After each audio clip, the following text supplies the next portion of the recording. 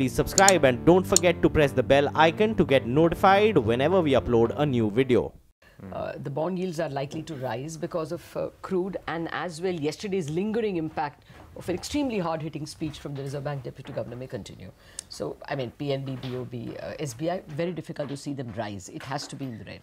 Okay, well, here's a quick recap then of our top stocks to watch. Expected to gain today are names like Colgate, Godrej Industries, ACC, Hindalco, Vedanta, Nalco, ICICI Bank, ONGC, Aban Offshore, Jet Airways, Interglobe Aviation, SpiceJet, Mindtree, HDFC Standard Life, JSW Steel, Fortis, Infibeam, Trigen Techno, Lemon Tree, Bharat Dynamics, GE Shipping and Sun Pharma. While stocks expected to be under pressure today, Adani Enterprises, BPCL, HPCL, IOC and NMDC.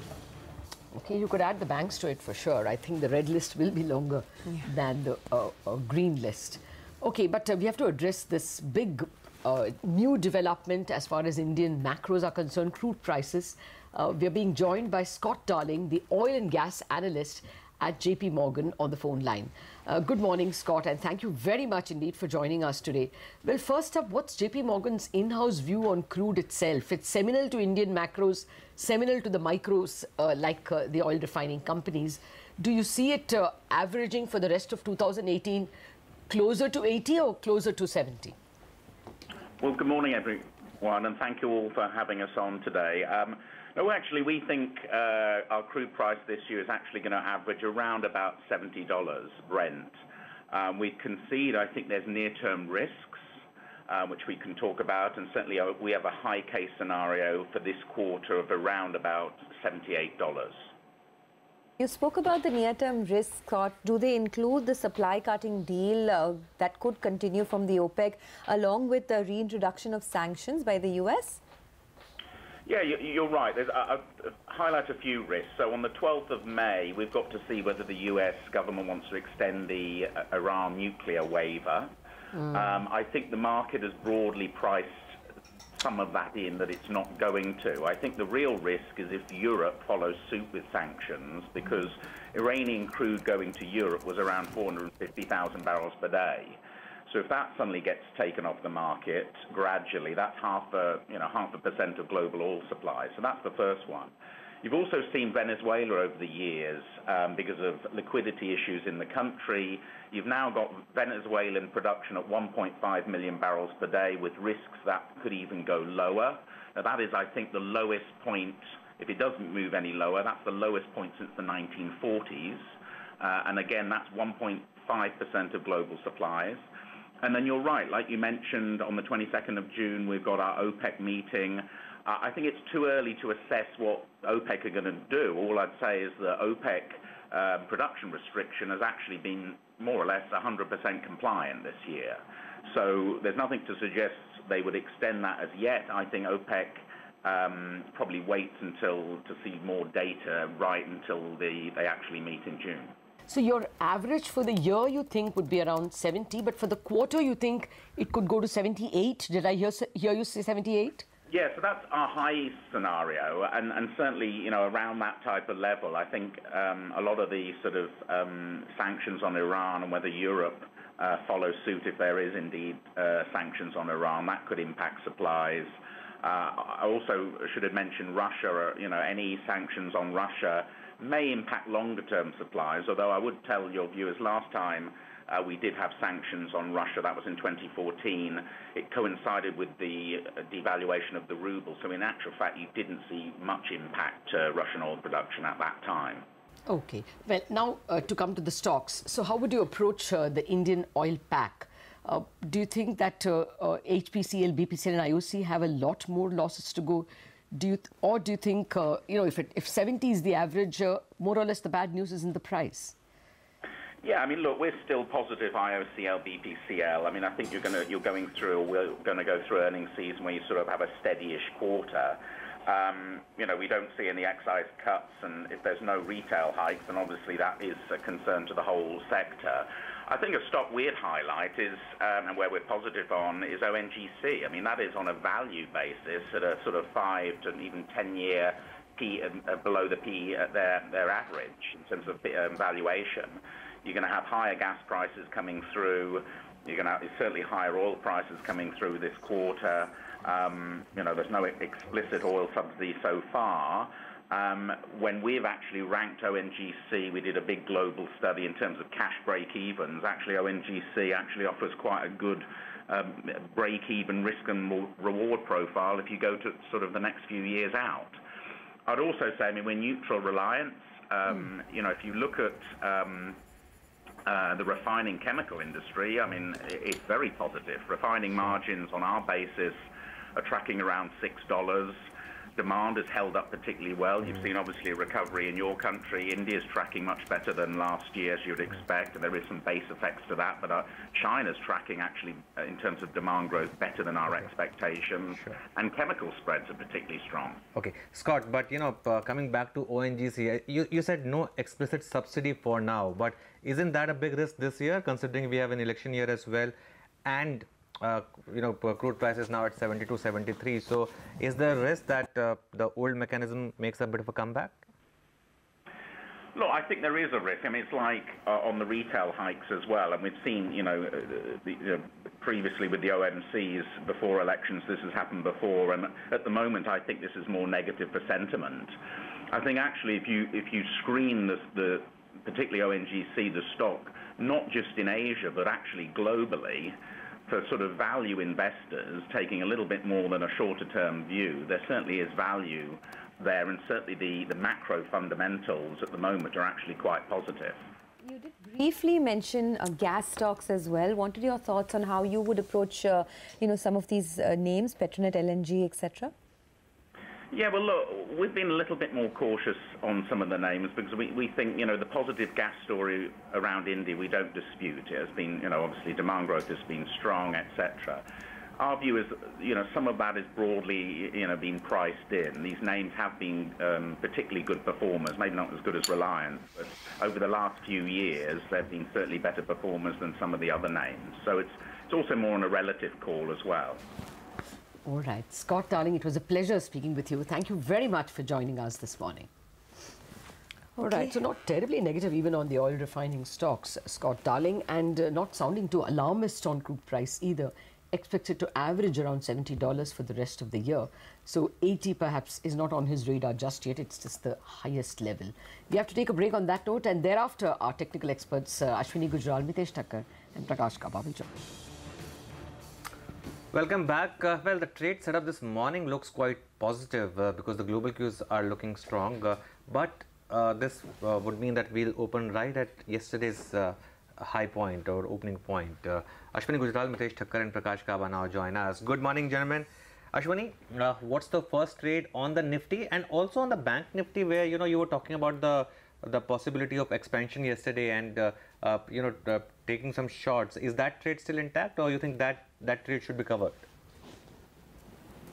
Well, good morning. See, yesterday the Bank Nifty went and touched the lower end of its range, which is about 25,050. Now we'll have to see whether the Nifty is able to break out of this 10,600. If that happens, chances are Bank Nifty will also follow on the upside. But if bond yield and crude etc. start to exert pressure and 25,050 gets broken, then you could have a bigger downside. But that is in the realm of prediction. Let's talk strategy. My sense is that if for some reason we go back towards yesterday's low on Bank Nifty, that is a place where we want to get long. Now the reason for that is that the Nifty looks fairly strong, and I think consumer stocks etc. and global cues will keep it fairly strong. And in case it starts to take 10,600, 620 out, the bigger short covering banks.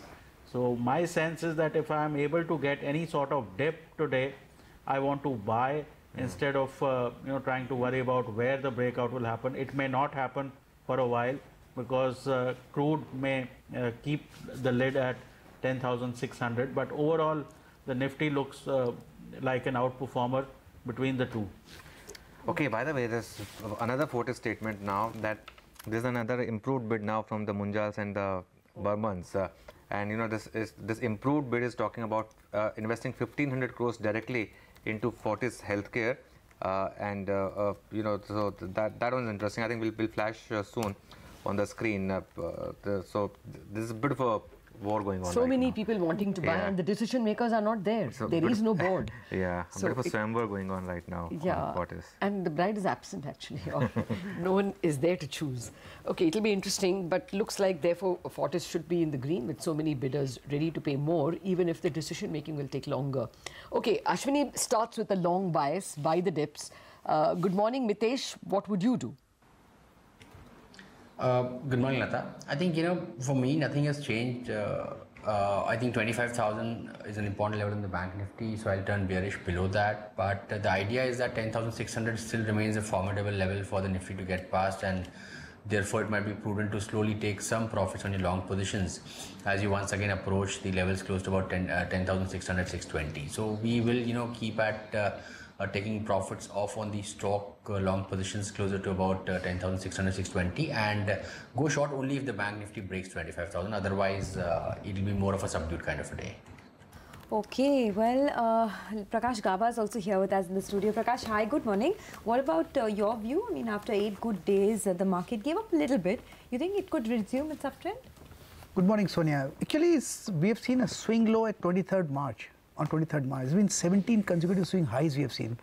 Trading session, that's too much to ask for. I feel it still can go up, but looks like this is the place where some kind of profit booking could come in. We could go into some kind of a trading range. On the Nifty front, perhaps 10,560 is a stiff resistance zone to work with. If it opens the gap up and if it sustains there or see some weakness there, perhaps that is the place where we could short. When I look at Bank Nifty, there is the stiff resistance around 25,300 zone. So we can see an up move, no doubt, but it will be not very easy to cross. Bank would be up only once we cross around 25,500 or so. Looks like we are into a trading range. This is a place where it needs to pause, needs to breathe. Some kind of a we can say a pause is necessary here. All right, thanks, Prakash. Those were the Nifty calls and the index calls. Ashwini with stocks. Crude sensitives can be sold and basically consumer stocks can be bought. So with that sort of theme, Dabur is a buy with a stop of 350, target of 365. Godrej Consumer is a buy with a stop of 1100, target of 1210. Amara Battery is a buy with a stop of 840, target of 865. Jet Airways is a sell with a stop of 624, target of 600. And BPCL is a sell with a stop of 410, target of 395. Okay, what's interesting in this offer is that the Fortis statement says that we recommend shareholders that this is in the best interest of the shareholders, and this actually gives the best value. We're talking about The board is saying that. yeah, that's the statement. We believe that interesting. Let's see, 161 rupees per share for warrant and about 156 rupees per share for equity investment is what this is talking about. But let's discuss some more stocks then. Mitesh, good morning. What's on your list? Yeah. So I have majority of buy calls. Godrej Consumer features on my list as well. Good price volume breakout there. Keep a stop at 1114. Look for targets of 1175. Solitary sell call, that's on Indian Bank. I think we had mentioned that yesterday as well, but the intraday charts have had a big breakdown. So in case we get a positive opening, 308, 309 would be my range to go short here. Keep a stop at 315. Look for targets of 295. Tata Global, after a long time, appears to have completed a consolidation, ready to get into an up move. Buy with a stop at 279. Look for targets of 300. Yeah, I would prefer if you buy it after a breakout above 286. Also have a buy on Ultratech Cement with a stop at 39.55 for targets of 40.75. And final buy call is on a mid-cap stock, that's Greaves Cotton. A good bullish price pattern is breaking on the upside. So buy with a stop at 120. Look for a 135 kind of a target. Okay, and Prakash, what about you? What would your list be? I have two longs, two shorts. I'll go with Hindustan Zinc commodities. It's a good base formation. Breakout has come in. Target on the upside is around 330 zones. Stop below 321. JSW Energy, again from the energy pack, is looking good. Can climb to around 88 zones. Stop below 84.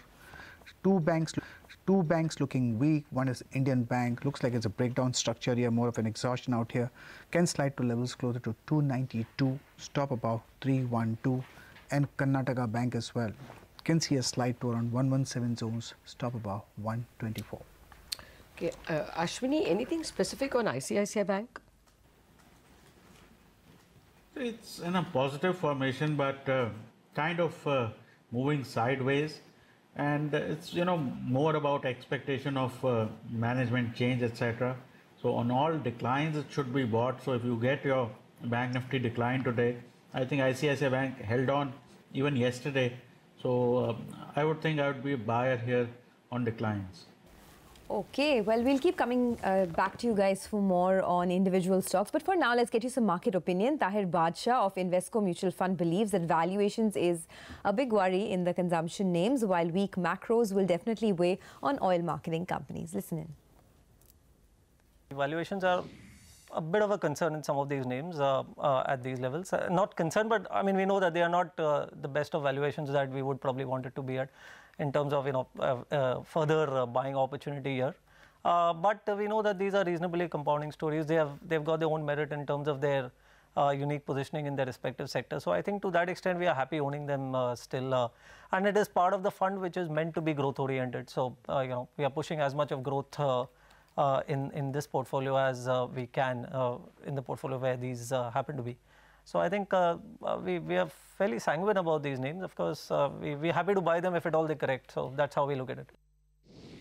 I think can there be an expectation of further significant re-rating or the possibility of what the story was 3 years ago? It's a little difficult to. I think what we are reconciled now to the fact is that these three companies on the OMCs are likely to be more like utilities, and you have to look at utility kind of valuations, maybe buy them closer to book, a little above book, and then as they approach more than twice book or 2.5 times book, you sell out. So that's the kind of play that they are probably likely to be at, and with earnings growth somewhere in the vicinity of between 10 and 15% on a 2-3 year out CAGR. So I think this is how we can currently think of these companies. They're no longer that re-rating possibilities that they were probably 3 years ago. We've largely stuck to some of the private financials as far as possible, and some of the NBFCs. We've kind of recently added to some of the NBFC positions simply because the fact that some of the fears related to sharp increases in interest rates have probably receded since the cooling off of the debt markets, and many of the NBFCs have corrected reasonably well over the space of the last 6 odd months. As a result, versus a 10% sector, the index allocation, we've got a 5% allocation in IT, and the recent rally in the IT stocks over the last 6 to 9 months has not necessarily therefore bypassed us completely. We have had a presence in companies like HCL Tech, Cyient, etc. Mastek posted a steady quarter with a 5 to 6% rise in both top line and bottom line. John Owen, the group CEO of Mastek, joins us now. Good morning, John. Good morning. Can you just give us the broad highlights of the quarter and of the full year as well, as you see it?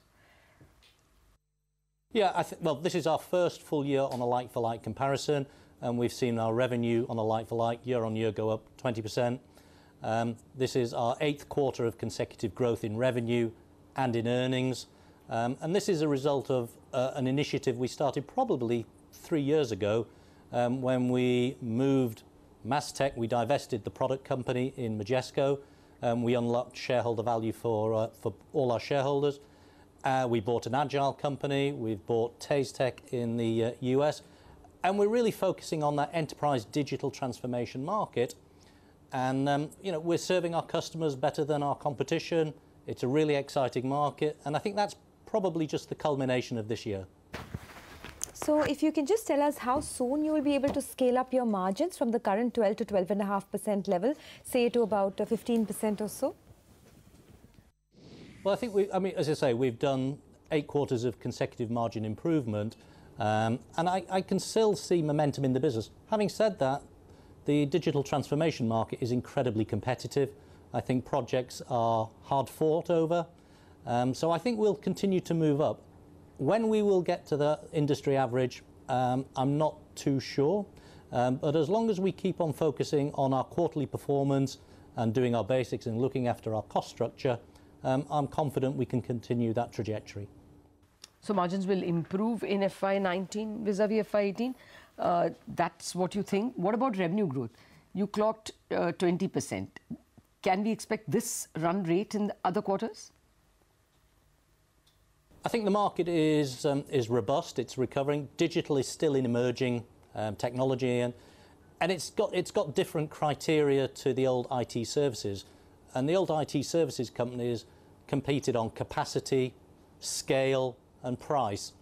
And I think enterprise digital transformation is all about speed to outcome, and that plays very well to Mastec's engineering excellence and its delivery track record. So I think revenue, the pipeline looks strong, the competition is incredibly strong, but I expect us to continue on that quarter-on-quarter trajectory.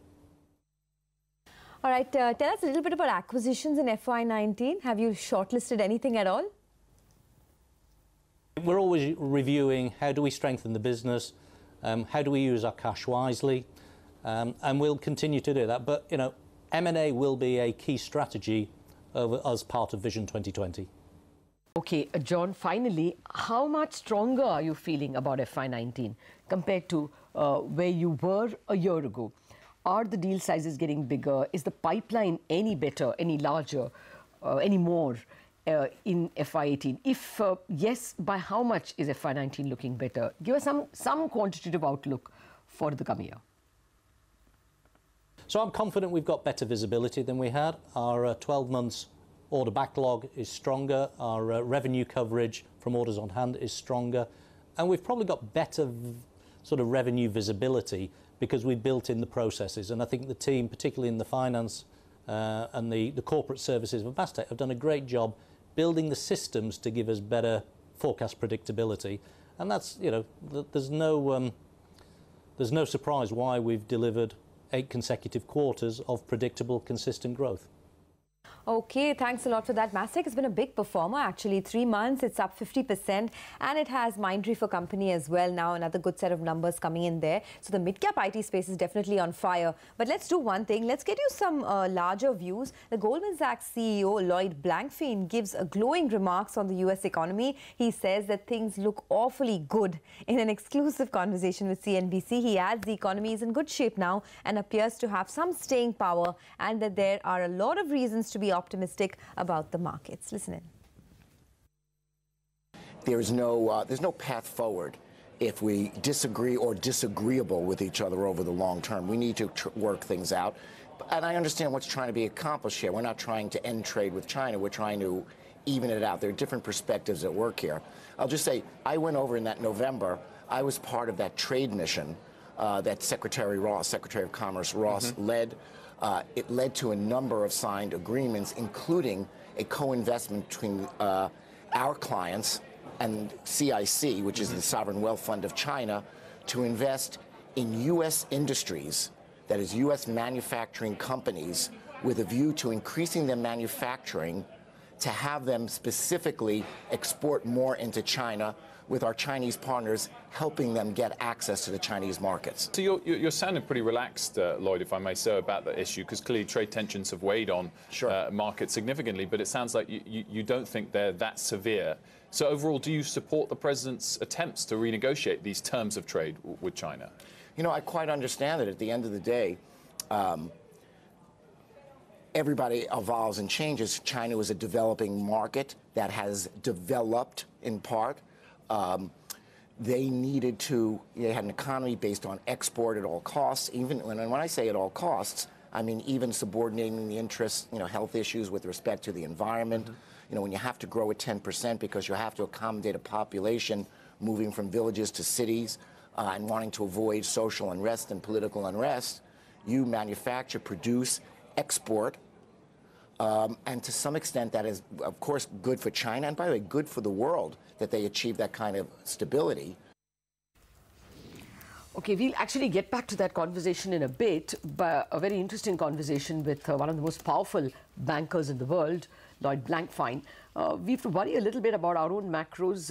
Already yesterday, we saw the rupee go to a 7-month low of 65.78, and bond yields ended at 7.54. Rupee, of course, got pulled back, probably because of RBI coming in and selling dollars. How are things stacking up today, especially with crude going to 74, which is a 4-year high? Anant Narayanan joins us on the phone line in a bit. We'll have more experts. Anant, first up, where is rupee headed? Do you think 66 just will have to come very soon with the way crude is going? Morning, Lata. Look, we'll probably open at about 65, 75, 80 today. Yeah. And yes, we could head towards 66. Look, like we discussed the last time around, things are clearly looking nervous for the rupee. And it's been a whole bunch of factors coming together. Our current account deficit has been looking progressively weaker over the last few months. And the last year was probably a 5-year low on current account deficit at close to $50 billion. Oil prices, as you mentioned, has been very, very, persistently there or moving higher, which again is not great news. And, interestingly, our capital flows have been floundering as well. FDI has not been looking great. And with the cost of funding going up in the US, even FPI might be a bit of a question mark going forward. And what makes us all a lot more nervous is we know there is an overhang of unhedged positions lying in the system. The accretion to RBI reserves has not come from permanent flows. It's come from more transient and temporary flows, unhedged positions, FPI in debt, and so on and so forth. And all of that could start to get nervous and move out at some stage. But, it's not such a straight story, Lata, for rupee. The reality is on the other side, you also have RBI sitting with tons of reserves, and they can easily douse short-term volatility. And also, it's not cheap to buy protection against rupee depreciation. The outright forward for more than 1 year, for 1 year is more than 68 currently. So you're taking a bet that rupee will be more than 68.25 or so if you want to buy protection today, and that's not an easy decision. All this together, Anand, where would you put the range at for, say, this quarter at least? Closer to 66 or closer to 65.50? It's not looking good, Lata. So I would put it at about 66. Personally, it's a personal view, obviously, and I could be completely wrong. But I would be looking at the market trudging higher. I don't think it collapses. I don't think we see a runaway fall in the rupee because the RBI is there with ample reserves. Okay. But given the deteriorating overall macro situation, and of course uncertainty of elections and global events as well, a slow depreciation or a not so slow depreciation can't be ruled out. And frankly, importers should be buying protection. And finally, sorry. No, in fact, since we have you with us, Anand, you've been making this point a lot about crude escalating to $80 a barrel, the possibility of that, and how it could sort of throw the entire fiscal math work out of whack. Now that we're seeing it move there, what's the sense you're getting? Not good news, Sonia. The permanent outflows from the system therefore go up. And this has an impact not just on the FX markets, but also on the fisc and therefore on the bond markets. Also remember that if the RBI has to step in and supply dollars consistently because of growing trade deficit and people buying dollars, that also has an impact on rupee liquidity, which means bond yields could go up even further. So the overall system therefore becomes very vulnerable. The reality is, Sonia and Lata, that we enjoyed the last 4 years of tailwinds of low energy prices. And we've not expected oil to go back to 75, 80 levels. And now it's payback time. We're heading there. Okay. Well, just a guess on bonds, 7.54 yesterday. Does it get much worse, or is it difficult to guess this market? So two parts to that, Lata. The first is the transient part, and unfortunately the technical issues we discussed ad nauseum in the first quarter still remain. Liquidity is low, public sector banks are still selling bonds rather than buying bonds, and therefore technically it's not looking great. But if you overlay the macro situation of rising oil prices, huge question mark on where the fiscal deficit will eventually end, and I think it will slip from where the budget indicates. It's not good news again for bonds as well. And plus, if the RBI, as I mentioned, has to defend the rupee, it will impact the bond markets as well. So it's a big question mark whether FPI flows, which have been very, very steady all this while on the debt side, actually stay that steady, or could you actually see a reversal? Okay. Pradeep, thank you very much, Anand, for joining us with your thoughts. Pradeep Khanna, the Managing Director and Head of FX Trading at HSBC, has also joined us.